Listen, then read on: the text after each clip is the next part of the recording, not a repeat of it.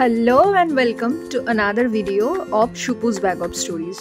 বহু দিন পর এই ছাদ বাগান এই ঘর দেখাচ্ছি আমার ভিডিওতে। অ্যাকচুয়ালি আন্দামান থেকে ফেরার পর আই থিঙ্ক এটা আমার ফার্স্ট ব্লগ বাড়িতে। যদিও বহুদিন হলো ফিরেছি, কিন্তু ওখানকার ব্লগগুলোই এডিট করে দিচ্ছিলাম এতদিন। যদি এখনও না দেখে থাকেন আন্দামানের ভিডিওগুলো, প্লিজ গো অ্যান্ড ওয়াচ। আর এই আমার ছাদ বাগান, এটা তো আপনারা আগেও দেখেছেন, কিন্তু অনেক নতুন নতুন গাছের সংযোজন হয়েছে, তো সেই গাছগুলোই দেখাচ্ছি। এটা যেটা দেখালাম এটা কিন্তু নীলকণ্ঠ গাছ। আমিও নাম জানতাম না, সেদিনই আমার শাশুড়িমার থেকে প্রথমবার শুনলাম যে এই গাছটার নাম নীলকণ্ঠ। বেশ সুন্দর লাগলো নামটা, যদিও গাছটা আগে দেখেছি মনে হলো। যাই হোক, আন্দামান থেকে ফেরার পর মধ্যিখানে কেটে গেছে একটা উইকেন্ড। আন্দামান থেকে আমরা ফিরেছিলাম মঙ্গলবার, বুধ এবং বৃহস্পতি আমাদের স্কুল ছিল, তারপর শুক্রবার দিনই ছুটি ছিল, তো সেই কারণে সকাল সকাল বেরিয়ে পড়েছিলাম কলকাতার উদ্দেশ্যে। উইকেন্ডটা কাটিয়েছিলাম ওখানে। তো গুড ফ্রাইডে ছুটি ছিল শুক্রবার, যাচ্ছিলাম সকাল সকালই। আসলে গরমের দাবদাহ এত বেড়ে গেছে যে যতটা পারা যায় সকালের দিকেই জার্নিটা করে নিতে চেষ্টা করছিলাম।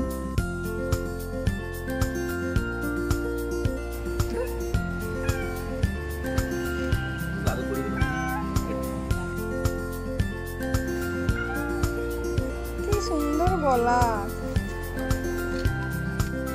একবার লৌটে দেখা।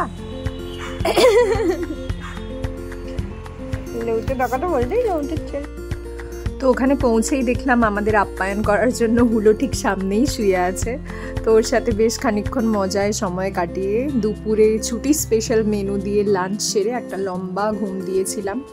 তার আগে খেয়েছিলাম এইবারের গ্রীষ্মের প্রথম আম। জানি না কোত্থেকে আমার হাজব্যান্ড কিনে এনেছিল, ওনাকে বলা হয়েছিল যে নাকি প্রচণ্ড মিষ্টি হবে, বাট দুঃখের বিষয় হলো খুবই টক ছিল। হওয়ারই কথা, এখনও সেভাবে মিষ্টি আমের সময় তো আসেনি। যাই হোক, আমি বলেছিলাম বোধহয় আমার আন্দামানের কোনো একটা ভিডিওতে যে ওখানে আমরা একদিন চিকেন ডায়নামাইট খেয়েছিলাম, কিন্তু একেবারেই ভালো টেস্ট ছিল না। তো সেই আক্ষেপ মনে ছিল। তো উনি বলেছিলেন যে কলকাতায় চল, তোকে সুন্দর করে অ্যাকচুয়াল চিকেন ডায়নামাইটের কি টেস্ট হয় সেটা খাওয়াবো। তো এসে উনি বানিয়ে খাইয়েও ছিলেন, ভীষণ সুন্দর হয়েছিল। অ্যাজ ইউজুয়াল উনি খুবই ভালো কুক।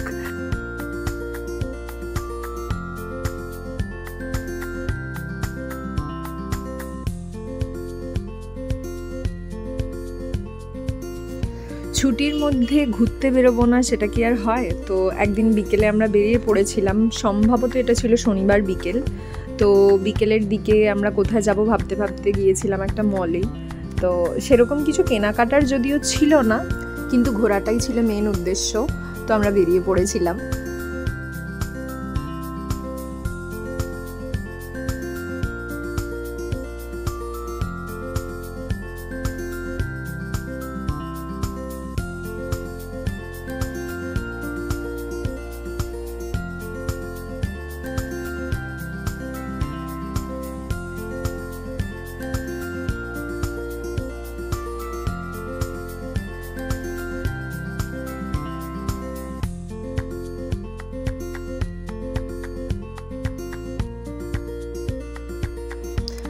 আর নিচের দিক থেকে এই যে আলোর সাজটা এত অপূর্ব লাগছিল। আরও একটা ব্যাপার হলো, তখন নববর্ষের জন্য পুরো মলটাকে খুব সুন্দর করে সাজানো হয়েছিল, তো সেগুলোও দেখতে ভীষণ সুন্দর লাগছিল।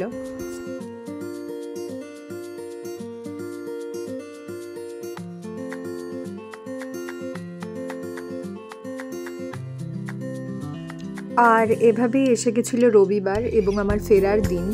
তো কলকাতায় এবারে লক্ষ্য করেছিলাম রাধাচূড়া, কৃষ্ণচূড়া এবং এই বেগুনি জারুল ফুলে চারদিকটা ছেয়ে গেছে এবং এত অপূর্ব দেখতে লাগছে। কাছাকাছি একটা ছোট্ট বেগুনি জারুল ফুলের গাছ দেখে আমি এই ফুলগুলো তুলেছিলাম। আর এভাবেই কলকাতা এবং আমার প্রিয় মানুষকে বাই করে ফিরে এসেছিলাম আরামবাগ।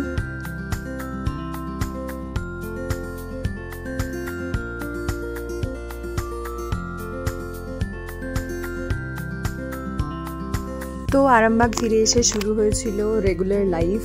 আর এই কোনো একটা ভ্যাকেশনের পর ফিরে এসে রেগুলার লাইফে অভ্যস্ত হওয়াটা যে কতটা চাপের এবং মন খারাপের সেটা বেশ ভালো বুঝতে পারছিলাম। যাই হোক, অভ্যস্ত তো হতেই হতো।